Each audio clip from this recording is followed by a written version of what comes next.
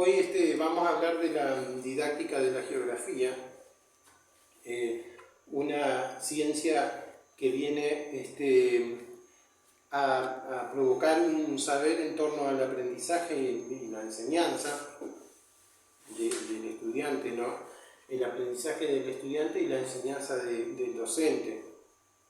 De acuerdo a esto podemos pensar en qué metodologías utilizamos, en qué recursos son necesarios para enseñar. Es decir, un saber que nos viene a enseñar a quienes pretendemos entrar en la carrera docente, a cómo enseñar, qué metodología utilizar, qué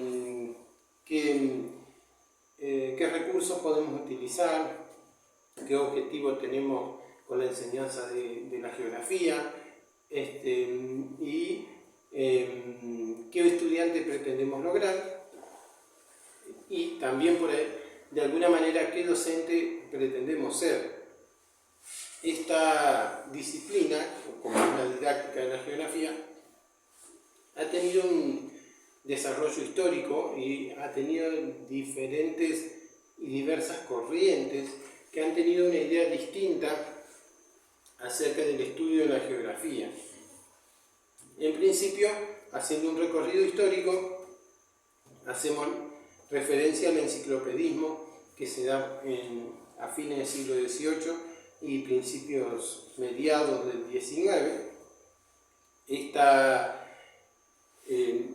corriente de pensamiento geográfico hace referencia a la enseñanza de la geografía de una manera enciclopédica, cuantitativa, en donde solo se pretende cuantificar, enumerar los fenómenos naturales o los elementos naturales existentes sobre la superficie terrestre. Como por ejemplo podemos hacer referencia a la enumeración de montañas, de distintas llanuras, de distintas mesetas, es decir, una enumeración de los diversos relieves que podemos encontrar sobre la superficie terrestre. Luego ya viene otra corriente de pensamiento que es el determinismo ambiental. Esta hace referencia a que el ambiente o el espacio natural determina las acciones humanas. Es decir, no es tenido en cuenta el hombre como tal, como género humano, en el sentido que se piensa que la geografía, que la naturaleza va a determinar las acciones que este hombre lleve adelante. Después seguimos ya con el posibilismo o regionalismo, como se llama en el siglo XX. Esto hace referencia a estudiar las particularidades regionales de cada espacio.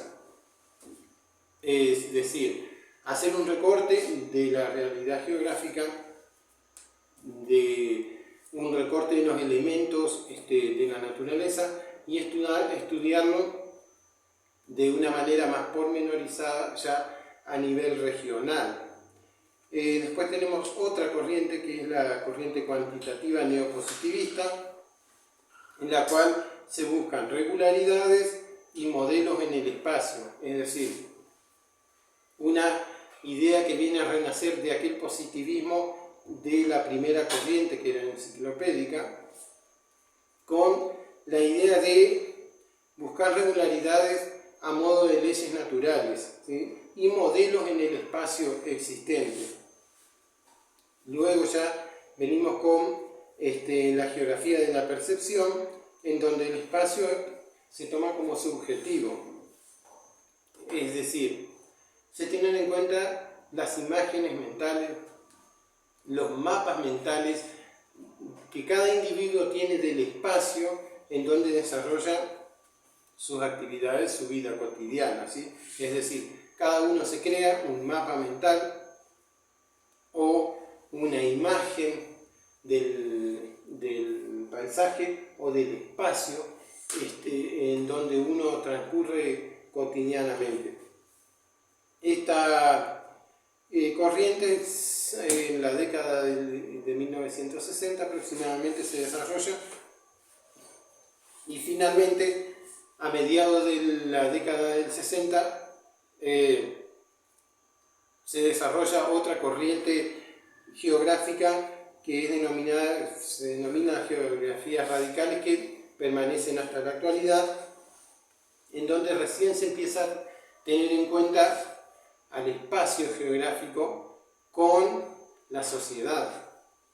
Se empieza a tener en ese espacio geográfico en cuenta al hombre como género humano, es decir, la interrelación existente entre el hombre como género humano y sus agrupaciones, es decir, la sociedad, la interrelación existente entre estos grupos sociales y la naturaleza, el espacio natural. Después, por otro lado, también tenemos que hablar de aquellos conceptos que estructuran a esta disciplina. Los conceptos fundamentales y estructurantes de esta disciplina van a ser el espacio geográfico, la espacialidad y el tiempo histórico. El espacio geográfico como algo vivido, como algo que es apropiado por el hombre, un espacio vivido por ese hombre, ¿sí? La espacialidad tomado como vemos el espacio. En general, ese espacio en donde nos desarrollamos cotidianamente, donde desarrollamos nuestra vida.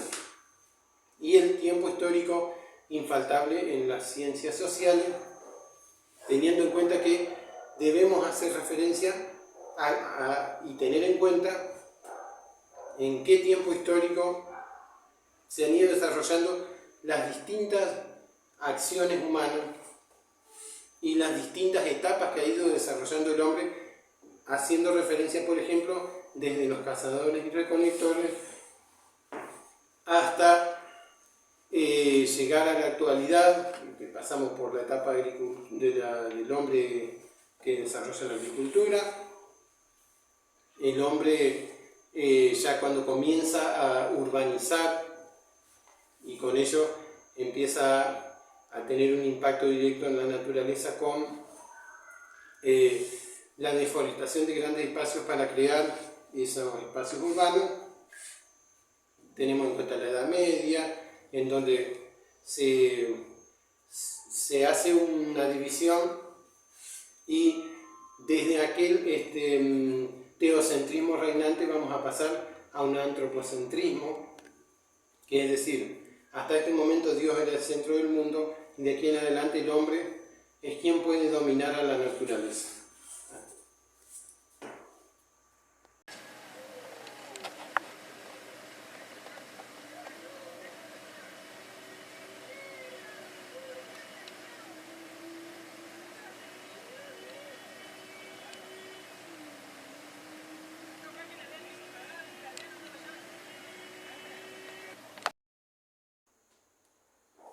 Bueno, también para la enseñanza de la geografía, la didáctica propone la utilización de distintos principios explicativos.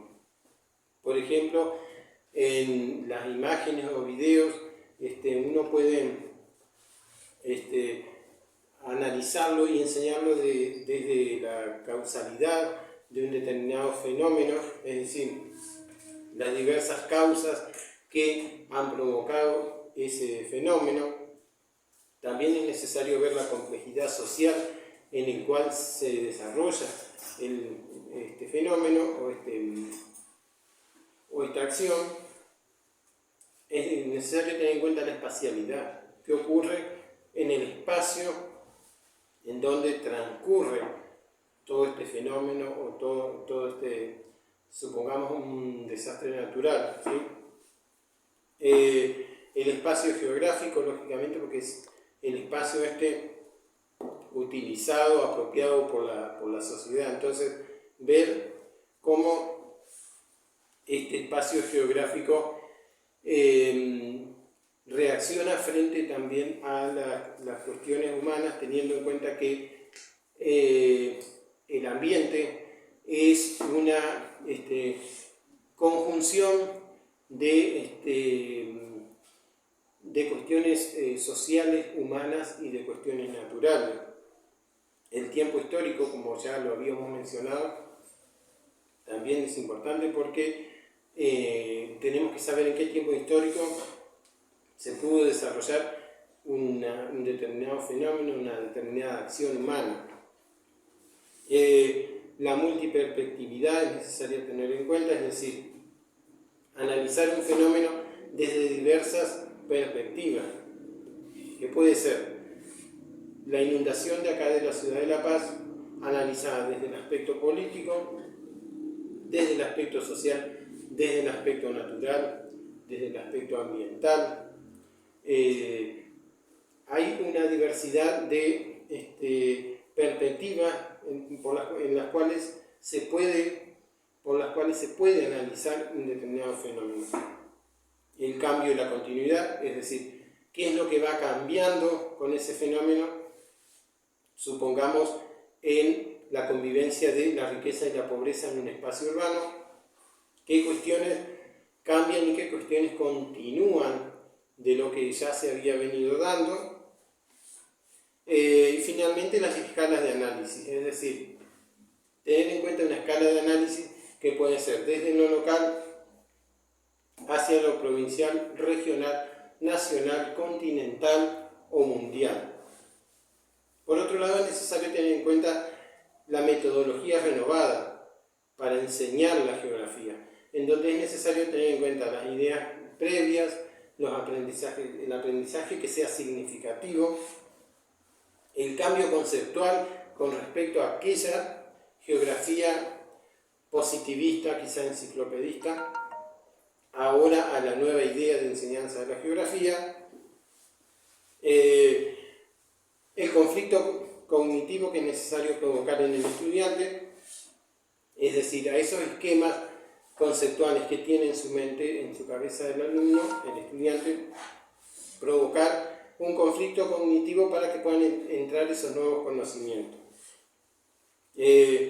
También es necesario utilizar situaciones motivantes para desarrollar de otra manera la geografía, problematizándola de otra manera, y también es necesario utilizar el método científico, porque nos estamos basando en una ciencia que es la geografía y tiene un método científico para poder trabajar en el aula, y para ello es necesario trabajar con ejes temáticos o unidades temáticas que pueden ser un eje temático o un eje problemático, o también es necesario tener en cuenta los recursos en esos ejes temáticos, es decir, qué recursos, qué metodologías vamos a utilizar para desarrollar esos temas que pretendemos enseñar. Y en esto de los recursos pueden ser un gráfico audiovisual, puede ser un recurso textual, puede ser un recurso informático también. Y finalmente, para cerrar todo este proceso educativo, es necesario tener en cuenta el proceso de evaluación. ¿Cómo vamos a realizar la evaluación de este proceso que vinimos que vinimos desarrollando durante un año lectivo, supongamos? Entonces, así podemos encontrar distintos tipos de evaluación. Una que puede ser sumativa, ¿sí? Otra evaluación que puede ser de tipo procesual, es decir, continua, ir evaluando durante todo el proceso educativo. Puede ser una evaluación formativa, en la cual se pretende que el estudiante vaya formando diversos aspectos de su vida también, como por ejemplo que tenga una actitud crítica frente a la realidad, que tenga ideas críticas, que tenga sus propias ideas, y también puede ser, como ya decíamos, una evaluación continua, es decir, una evaluación que vaya evaluando el desarrollo constante de ese proceso, de ese proceso educativo que vinimos desarrollando.